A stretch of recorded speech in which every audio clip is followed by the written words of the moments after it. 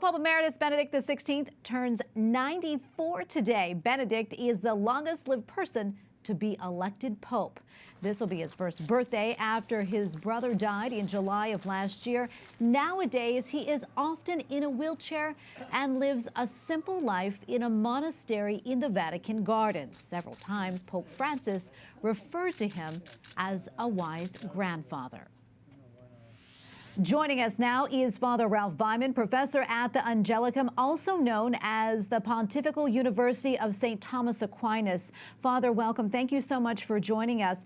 Tell us, how is Pope Emeritus Benedict celebrating his birthday, and how is he doing? For Pope Benedict, life is above all a gift of God. He was born on Holy Saturday 94 years ago. And as you know, Holy Saturday is, as he described, immersed in the Easter mystery.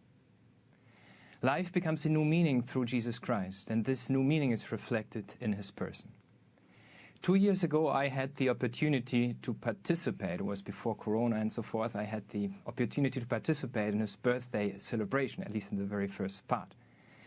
And he started with a reflection, with a silent meditation before Mass, and then he celebrated and concelebrated with Archbishop Weimann the Eucharist, the mystery of God, the mystery of life itself. So when he celebrates his birthday, he makes always reference to God, thanking him for the gift of life and for all the other gifts he has given. And through these gifts, he has illuminated the Church. And I know he also started a school of theology. What can you tell us about that? There are like several currents of thought right now, and some people are studying the theology of Joseph Ratzinger, Benedict XVI. And these people are interested in making accessible the theology of this great German Pope to the whole world. So I'm a part of this group. We try to organize congresses, conferences, and so many other things to promote his thought. And to understand his thought, you have to know that he promoted a faith-based theology. So what's that? So at the center of his theology is God. And everything, all the reflections, are supposed to direct towards him. Because whoever finds God finds everything, finds eternal life. And this was always at the center of his theology. So whoever studies his theology will probably not lose his faith, but will increase in his faith and will find Jesus Christ. That is wonderful. Another thing I want to talk about is we know the Church in Germany has gone through a lot of criticism lately. Is Pope Emeritus Benedict, is he following the situation closely, and what does he think about it?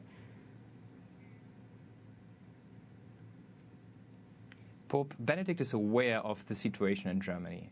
Monsignor Genswein, his private secretary, just affirmed this a few days ago. So he knows what is going on, and he is, in a certain sense at least, a little bit concerned, even more than a little bit, because of the confusion and sometimes even the rebellion. This is for him a real threat because he always supported the faith of the simple people. So what does this mean? The simple people are the ones who simply want to believe in Jesus Christ. They're not really interested in all the different theories and debates about structures, debates, and so forth. They're not really interested in all these things, but they just want to follow Jesus Christ because they love him and they want to follow him. And the faith of these people is also within this confusion threatened, and they are confused. So for that reason, he is aware of the situation. He's praying for the Church in Germany. And I think if people would have goodwill following God's, together with God's grace, and then following the teaching of Pope Benedict, these problems in Germany could be easily solved.